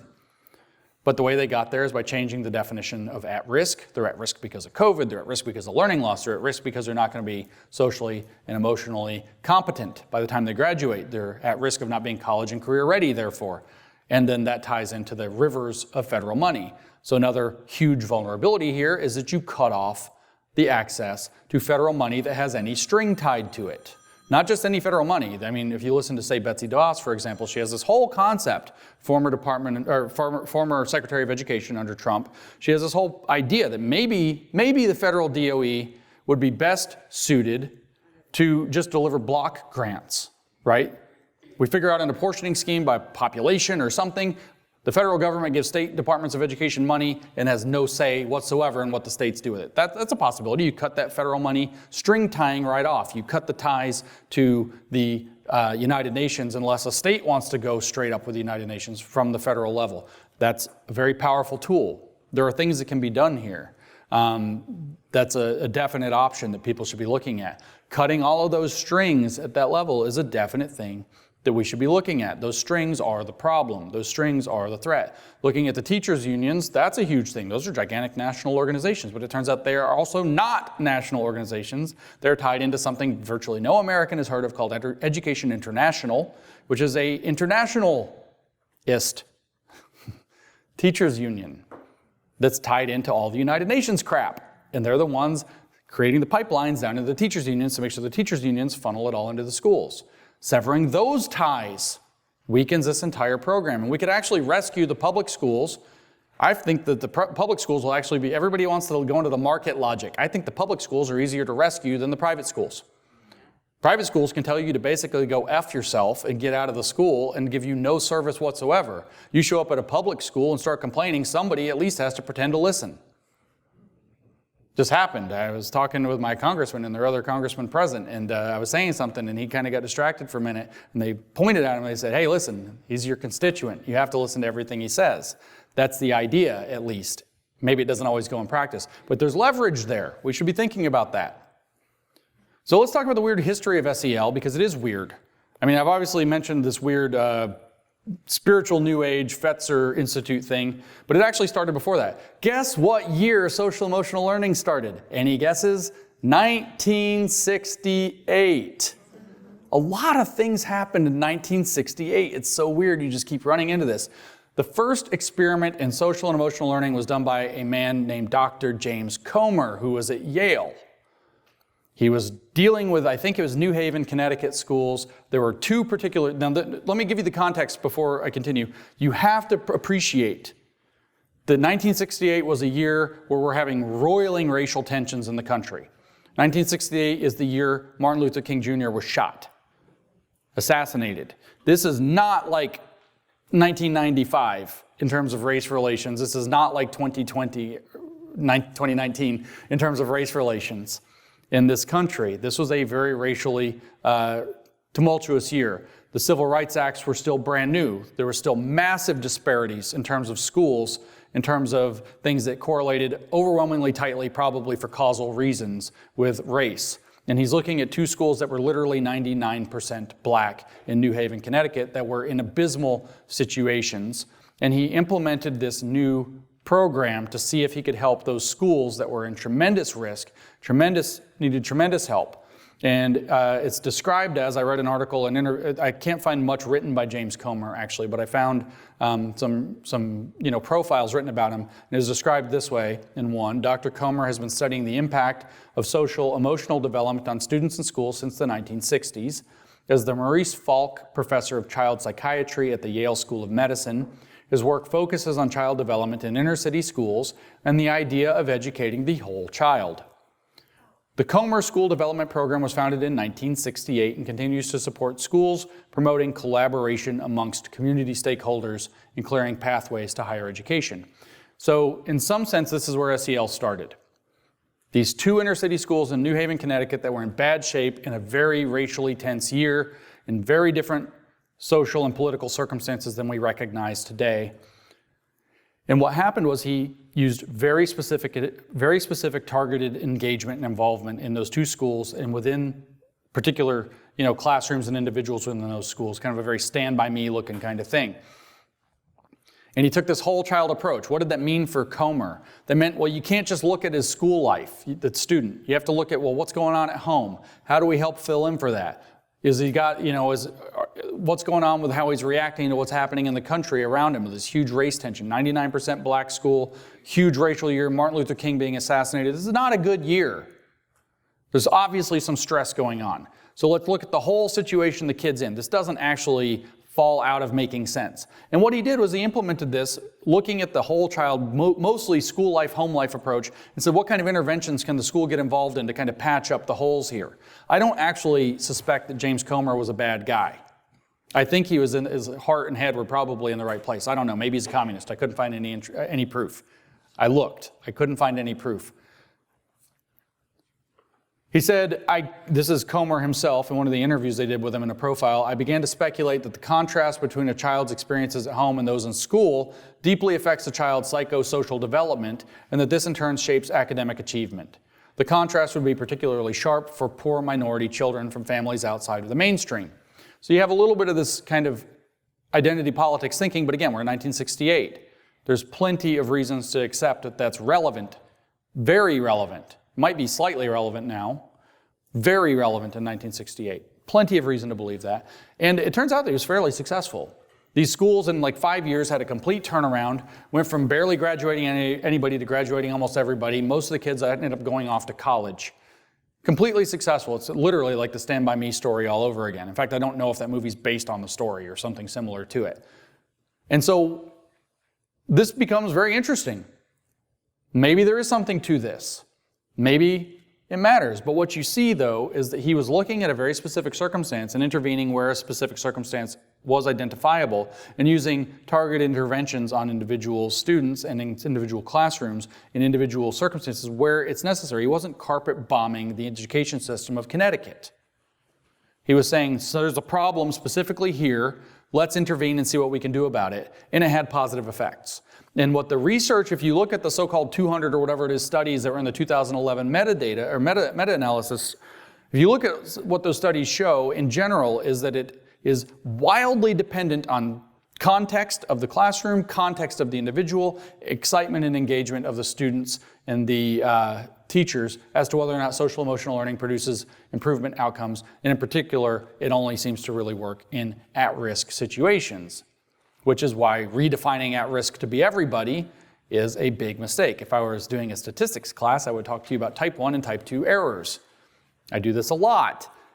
False positives and false negatives. And if you focus only on the harms of one type of error in work and spend all your resources to eliminate one type of error, a lot of times what happens is you generate a whole lot of the other type of error. Why don't we do universal cancer screening to cure cancer? Turns out your body, don't mean to alarm anybody, is generating cancers all the time. But your immune system is killing them all the time. You would go for your twice yearly screening, you'd find all kinds of cancers that you don't actually need to worry about, that would never become a problem, and you're going to get put on chemo for them, which is going to make lots of people sick. It's not appropriate. This is a basic thing that we actually cover when we teach statistics, which I've taught, so I can say that it's a thing we actually cover. Turns out, why don't we do universal screening for diseases like AIDS, or something like that, or whatever, or COVID? Oh wait, we did. Why don't you do that? Because it turns out the false positive rate on those tests isn't 0. So what you end up doing is telling, if you do universal screening, 330 million Americans, if you have a 5% false positive rate, you can do the multiplication. Just divide 330 million by 20 in your head, you're there. Whatever that number is. That in math speak, we're there. 330 million divided by 20, done. Okay, that's a number. It's a rational number. You're going to tell that many people they have AIDS when they don't. Imagine what that's going to do to them. So by focusing on one type of problem to complete elimination of that problem, you create a massive amount of externalities of the other types of problems. And so it's generally recommended that it's a terrible idea. Same thing here. Carpet bombing the schools with social emotional learning when it has some positive benefit, in particular at-risk situations, is a terrible idea. But it also turns out to be a very lucrative grift.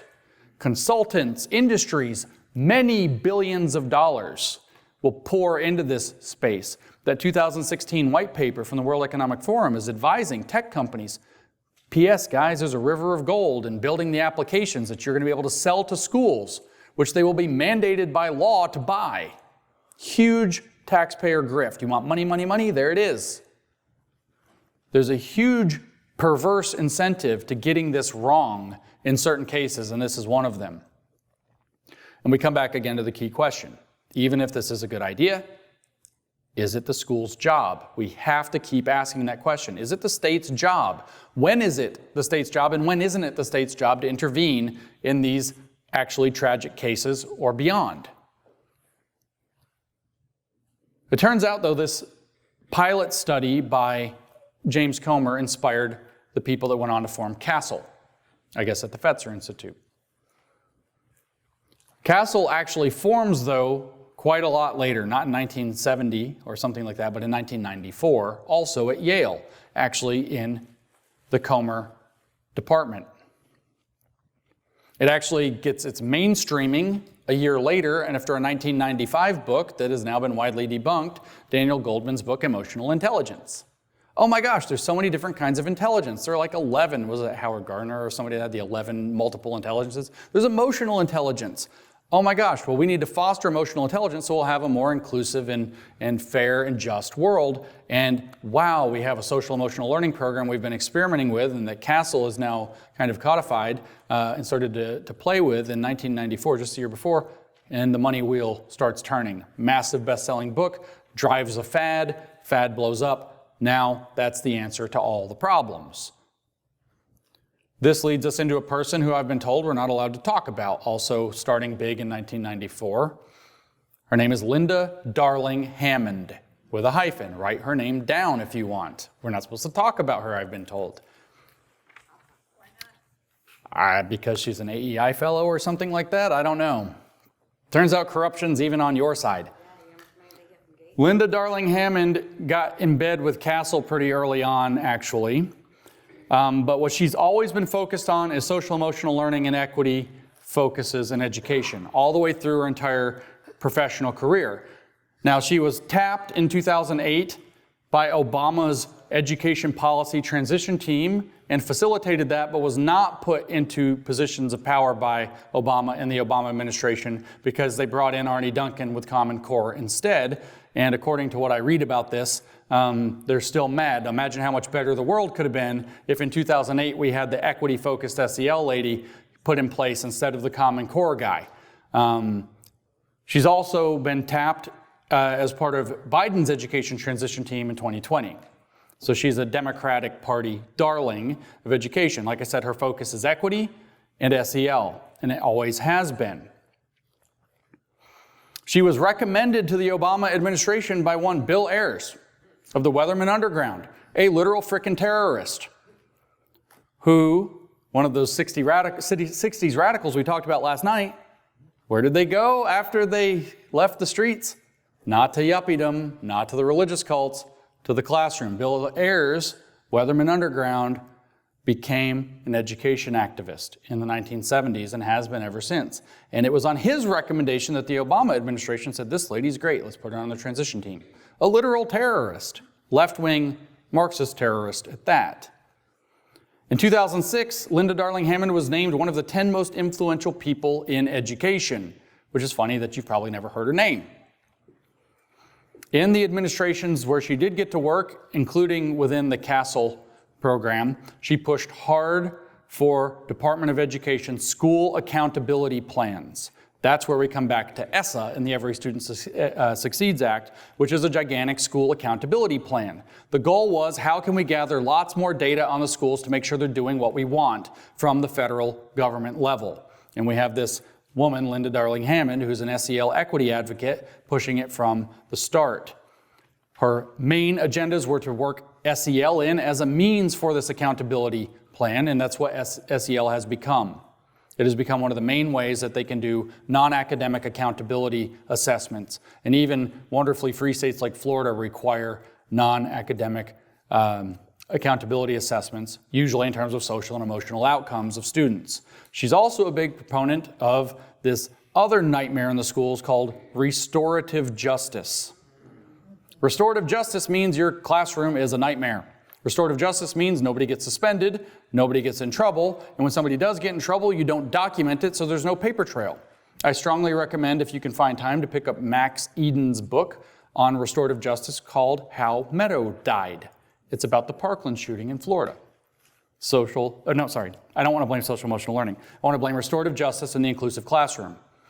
The kid involved, I'm not going to do a hatchet job on Max's work, but the kid involved was an obvious mental illness case that kept getting put back in the class because that's inclusive. You can't exclude disabled students and mental illness, including literally psychopathy, and saying you want to drown like in your your fellow students' blood, that you want to murder them, doesn't matter. You've got to put them back mainstream in the classroom to be a Title I inclusive classroom. That's the inclusive classroom. Remember, we're having a sustainable and inclusive world. Secondly, restorative justice. A couple of years before the shooting, they stopped recording any of his incidents of violence or threats or any of the other crazy stuff he was doing.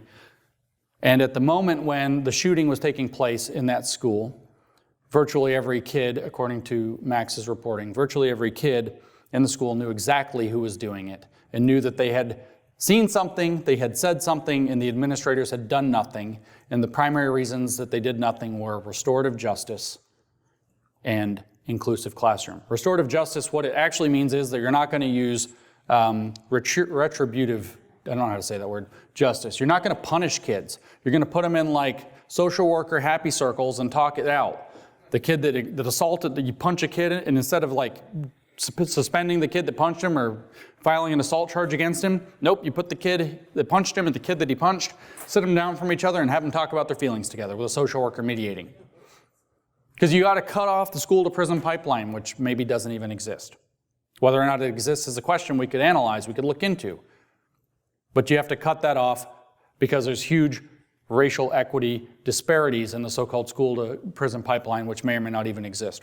So she's a huge proponent of restorative justice. Basically everything that's breaking our schools, SEL, restorative justice, inclusive classroom, equity focus, Linda Darling-Hammond is behind it. She was a huge fan with that accountability plan, school accountability plan, not just for SEL and restorative justice, of student surveys.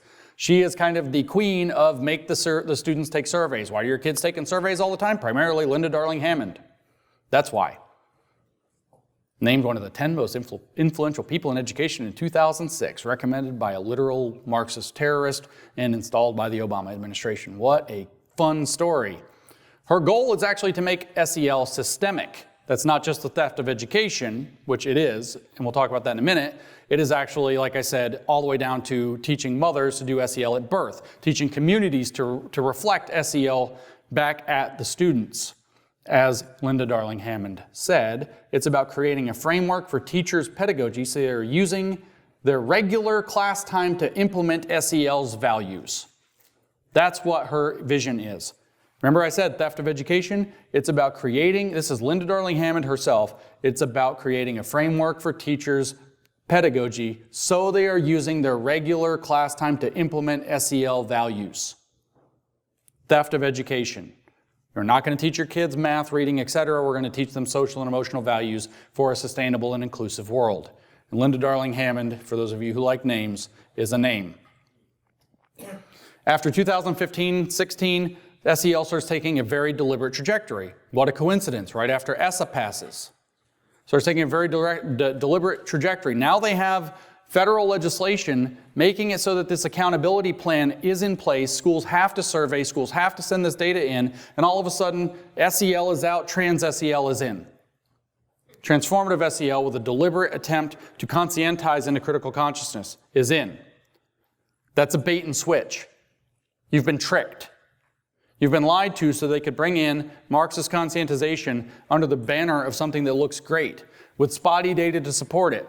Like James Comer's cases are special, they're specific. Maybe they work in certain cases, maybe they don't. We don't have the data to know what kinds of cases they work in and which kind of cases they don't. We know that teacher engagement, teacher interest, and specific need are relevant. We also know that targeting individuals as opposed to targeting classrooms or as opposed to targeting a system, the entire educational curriculum across the board is a matter of difference that can make a difference in what might be the outcomes. The data support older models of SEL, not the current implementation of transformative SEL. But Castle rules the roost now, and they push transformative SEL and only transformative SEL. And let me remind you, transformative means Marxist. It means transforming the world to its humanist goal as Marx viewed humanism. What does Castle say about this? CASEL, Collaborative for Academic, Social, and Emotional Learning. Social and emotional learning, they say SEL is an integral part of education and human development. Is it the school's job to do human development? SEL is the process through which all young people and adults acquire and apply the knowledge, skills, and attitudes to develop healthy identities, manage emotions, and achieve personal and collective goals. Feel and show empathy for others, establish and maintain supportive relationships, and make responsible and caring decisions. What a good sales pitch. Is it the school's job to do that?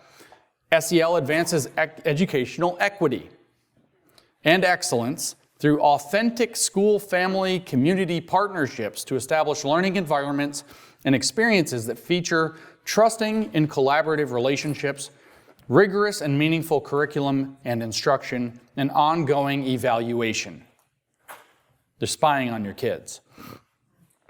SEL can help address various forms of inequity and empower young people and adults to co-create thriving schools and contribute to safe, healthy, and just communities. What's a just community? Let's pause on that. Remember when I said that socialism is an administered economy where they redistribute shares, and they redistribute shares so that citizens or shareholders are made more equal? And I said that socialism is that, and that's the same thing as equity. And if you run, in Marxist theory, if you run socialism long enough, it becomes something that people need and can't live without, and it becomes communism, where you don't need the state to administer it anymore because it becomes automatic. Well, imagine if you took equity and ran it for a long time until it just becomes automatic. Aha, that's justice. That's social justice. Social justice equals neo-communism. It doesn't have to equal that, but that's what it equals in the common parlance, where you're extending social justice theory out of social equity theory, which is just a rebranding of socialism, according to the Marxist vision that socialism will become spontaneous and become communism. Equity will become spontaneous and finally become justice. So we're going to have just communities when equity is their automatic state. As a matter of fact, Castle says that social emotional learning must be leveraged to promote equity and excellence. It must be leveraged to promote equity before excellence, as a matter of fact.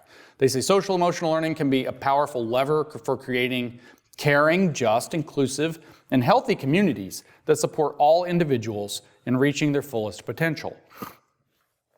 Systemic implementation of SEL both fosters and depends upon an equitable learning environment. Fosters and depends upon, it's circular, where all students and adults feel respected, valued, and affirmed in their individual interests, talents, social identities, cultural values, and backgrounds. While SEL alone will not solve long-standing and deep-seated inequities in the education system, it can help schools promote understanding, examine biases, reflect on and address the impact of racism, build cross-cultural relationships, and cultivate adult and student practices that close opportunity gaps and create a more inclusive school community. In doing so, schools can promote high-quality educational opportunities and outcomes for all students, irrespective of race, socioeconomic status, gender, sexual orientation, and other differences. This requires that SEL is implemented with an explicit goal of promoting educational equity.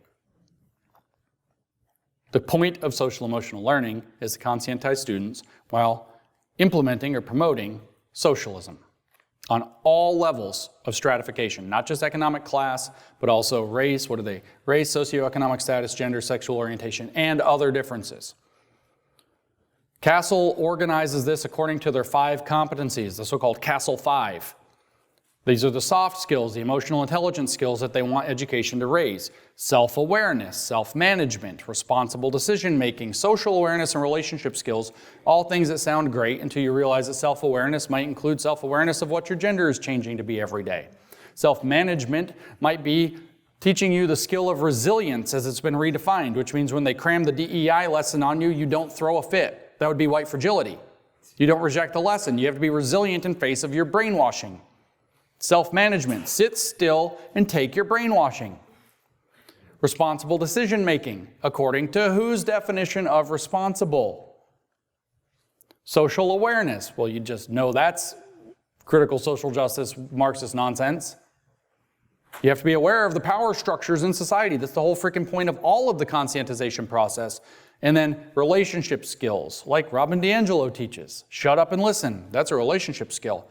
You can't have an authentic cross-racial relationship by knowing one another as individuals. You have to engage the racial difference, or it's not authentic. That's what she says in her books. So what's this all about? Thought reform. Cultural revolution with a bottom-up demand vanguard for ESG and sustainable development goals, or a sustainable and inclusive future. It works through data mining, not just for thought reform, but also for social credit profiling. Like I said, that's for managing profit and government control, as we saw Ben Williamson explain explicitly. The point of it is to build a new world and to staff the new world, or a new culture to live in the new world simultaneously. So the people who are doing this have to be stopped and put in prison. They don't get to steal our society. They don't get to steal our children from us without facing, what's their other favorite word? Accountability. I want to make a point before I go on with the bait and switch. Somehow I missed it in my notes, so I have to go back. I apologize. I'm usually so much more organized. I lost this. You got to draw a grid. I maybe accidentally deleted it. Watch out. When I said there's a lot of forms of social emotional learning, this is what you got to understand. I want you, if you have your notes in front of you, if you're not doing notes, just bear with me and use your imagination skills. I want you to make a 3x3 grid. And on one axis, I want you to list that there are 3 different types of social emotional learning. This should have gone way earlier. I was wondering, like, where did I put that? Okay, sorry. There are 3 forms of social emotional learning in terms of how you target it. You can target it at targeted individual or targeted interventions. You find a kid that's literally got at-risk problems, and you set him aside in, say, with a counselor or whatever, and you do social emotional learning with him to get him up to speed. So personal, targeted, at-risk kids. That's individualist in some sense. Then you have where you're bringing it into the curriculum, okay? So you can make this your horizontal grid or whatever, I don't care. What you have is bringing it into the curriculum. You have an entire class dedicated to social emotional learning, and every day you have to have social emotional learning class like you have reading class. Every day you have social emotional learning class like it's art class. But now you're having a class on your emotions. That's a second level. And then there's what Linda Darling-Hammond promotes, which is systemic. Every class, every subject, football coaching, everything has social emotional learning principles woven into it. In fact, they replace the regular academic instruction. Mathematics lesson becomes a mediator for a social emotional learning lesson. That's what Freire would tell us. So individual or targeted to curricular to systemic. The entire school is organized around it in every subject at all times. 3 levels of implementation, okay? Now that's your horizontal if you did it horizontal. Your vertical axis on your 3x3 grid is 3 different models of social emotional learning that have been developed. So there are 9 products passing as social emotional learning. The first one is a personal responsibility model. Everything before at least the mid-2000s was, like 2000-aughts or whatever, was personal responsibility. You intervene with the at-risk kid or class, you sit them down. So James Comer would have had both curricular and he would have had individual. And you sit down and with the kid or the class, whichever one of those 2 things it happens to be, that's 2 levels, and you say, look, the point is you have to take responsibility for your emotional state. You got to take personal responsibility for how you feel. And this is how they're going to sell your social emotional learning. You got to take responsibility for yourself, your emotions, and learn how to manage them, et cetera. It's going to make your life better. This is something, in fact, I don't know if it's the school's job to do, but isn't bad at all. This is actually good. Where it takes place is a different question, but that's actually good. Teaching people to take responsibility for their emotional state and not to blame it on everybody else is great. That's the personal responsibility model. That's level 1.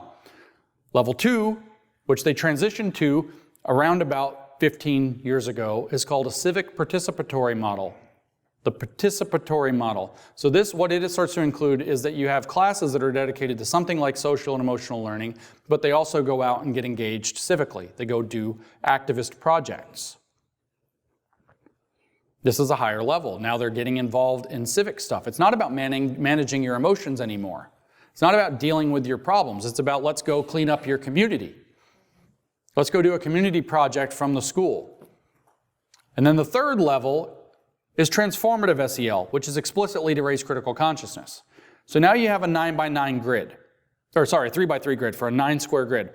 And up in the far corner of doom, you have systemically implemented transformative SEL, which is what Castle is pushing into all your schools. This is the nightmare. Down here on the other corner, way down in the safe corner, you have targeted interventions with at-risk kids that are being done by teaching them personal responsibility skills and emotional management skills, ideally by a qualified professional in a therapeutic space, which could be super good. So there's your sales pitch, there's your problem. Sell the dream, service the nightmare. That's what's happening. That's the bait and switch that's happening. They're pointing to personal responsibility models implemented either at the individual or curricular levels and saying, look how good and valuable this is. How could you be against this? And what they're selling you is raise critical consciousness by hijacking every single subject to do social emotional learning instead of doing educational content. And that's the theft of education. And we saw why they're doing it. The gigantic globalist machine that we're all kind of afraid of has a plan for your children and the world they're going to live in. They're transforming the world for them to live in a different world, but they need them to be ready to live in that different world right out from under you. So they're using social emotional learning to gather the data to build that world. They're to gather the data to control and market to the consumers and citizens of the future, global citizens of the future, as a matter of fact, so that they can implement an entirely new world order. That's what social emotional learning is really about. And I don't know how the whole grid fills out. I tried to fill it out in my notes, which I apparently lost somehow, sorry. Old people problems. I tried to figure out what all 9 of the things would be, and I don't know that there are 9 specific different types of programs. Maybe we could identify them happening. Maybe you can imagine what they look like. But definitely, you have this clear vision that they're selling off of personal responsibility-based programs where they're intervening with individuals in targeted ways or with curriculum in targeted schools like James Comer may have been doing. You can even imagine that occasionally with that whole model, that whole issue model, the whole school, whole community so-called model, you might even imagine that what's going on is that they're intervening with some civic engagement. Let's go work at the neighborhood. Let's go make community connections. Let's get you kids to know the police. Let's get you, in friendly relations, these kinds of things. Fine, whatever. But transformative SEL implemented in a systemic way is the theft of education for Marxist goals.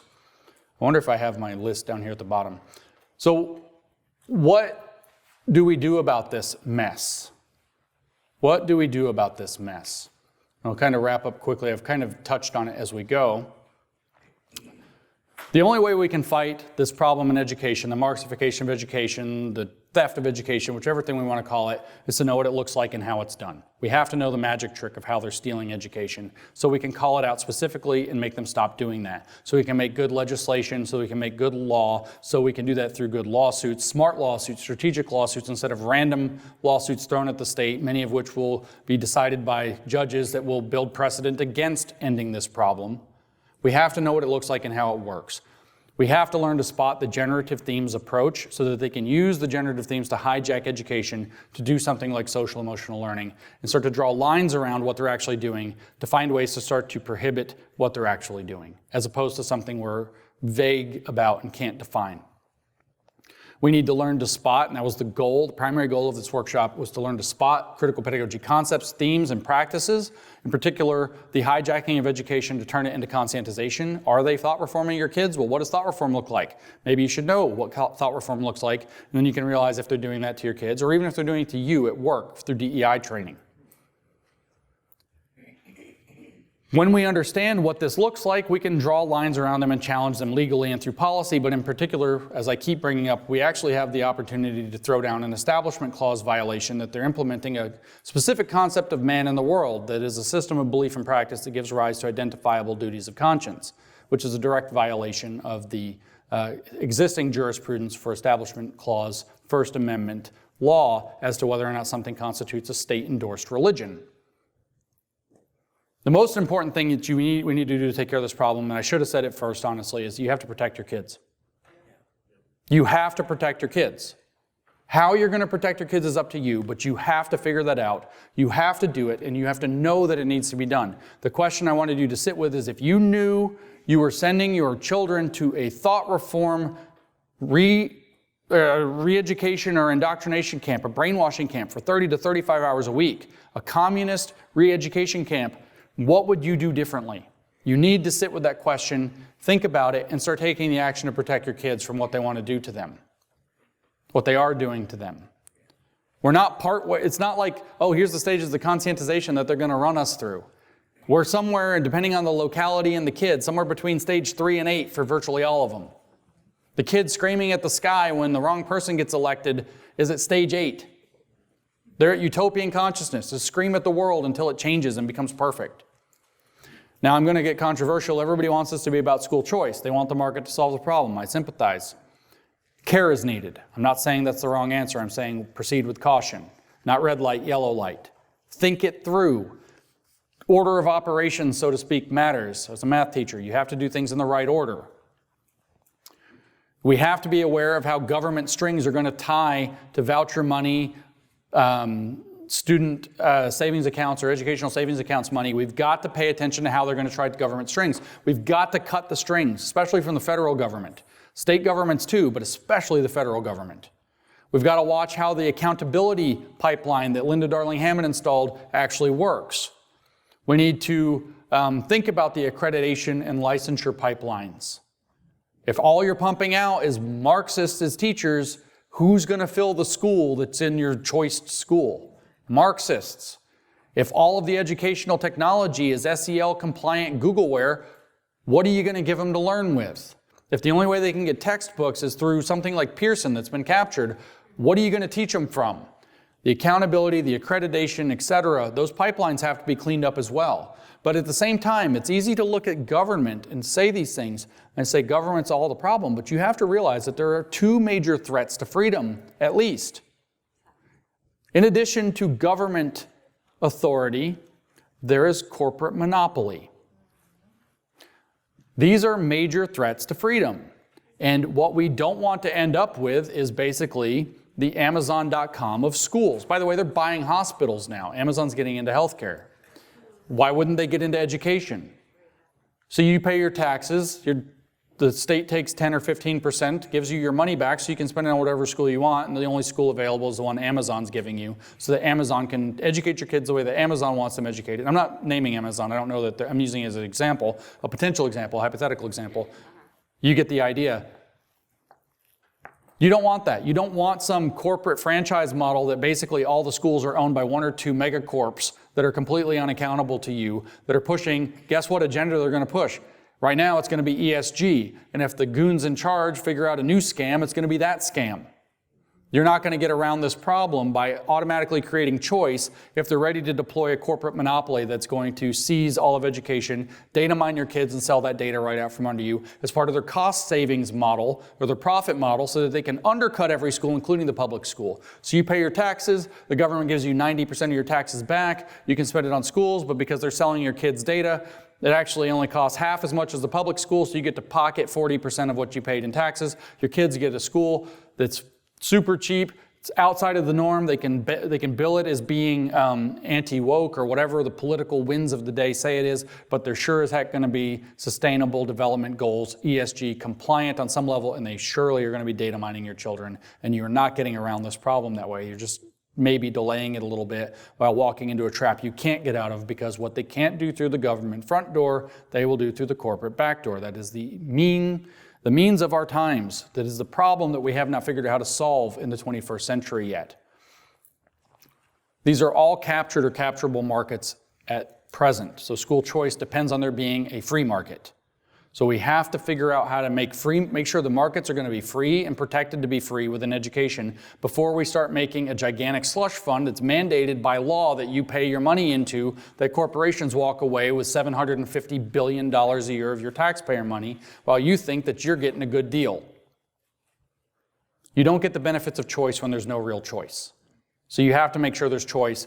Then we push for school choice. Then we use the market to leverage all of these things to make a good and fair and awesome education. But that means protections from government accountability, and it means protections from corporate monopoly. And if you're not thinking in terms of both of those, you're not ready to talk about school choice. You got to think for a minute. Let's just be real controversial.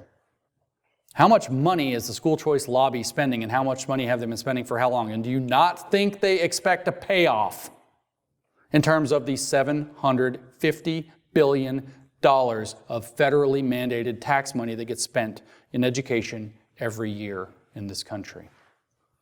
It's a big slice of pie. What we have to do more practically, like I said, we have to go after ESG. This is an education workshop. We have to go after SEL with everything we've got. SEL has to be ended. The data mining of children has to be ended. We have to lobby to have it understood. Our lawmakers need to understand what it is. Our executives, our attorneys need to know what it is. It has to be understood. It has to be limited, prohibited, banned, removed, restricted. This is a nightmare. We have to end data mining operations on children in schools with their education apps. That pulls the big plug out of their plans. It's key. We have to put a firm line, not in sand but in concrete, that you will not practice psychology without a license on my child in school, in an non-therapeutic, unlicensed, or unsecure environment. You're not going to do it. And you have to go after the funding schemes or get people with power to start cutting the funding schemes and the strings from them. To do that, you have to research how they're funded or follow people who research how they're funded. There are many people around the country that are already gathering these kinds of resources and writing about them and making databases of them so that you can lobby and fight against how this money is being used to corrupt and steal education. You need to tell your lawmakers to go after ESSA. They don't know. They don't even know that it exists in a lot of cases. They don't know. Do not expect your lawmakers to have the slightest idea what they're dealing with. Tell them about ESSA, find out how it works first so you have a nice 10-minute or 5-minute presentation. You can give them a sense of what this is, get them on board. Things like this have to be done. I'm not a policy guy, so I have to do more homework on this. You guys need to do homework on this too. Hopefully I can go back to reading my stupid books and you guys can do a lot of the policy legwork that I don't know how to do. But in general, we need to be pushing for education to be more and more local, with the control at the local level. However the management of money is, that just cut the strings. The bigger it is, the less strings can be tied to it. And we at least need to be cutting our education out from international organizations and corporations that have no accountability under our republic system.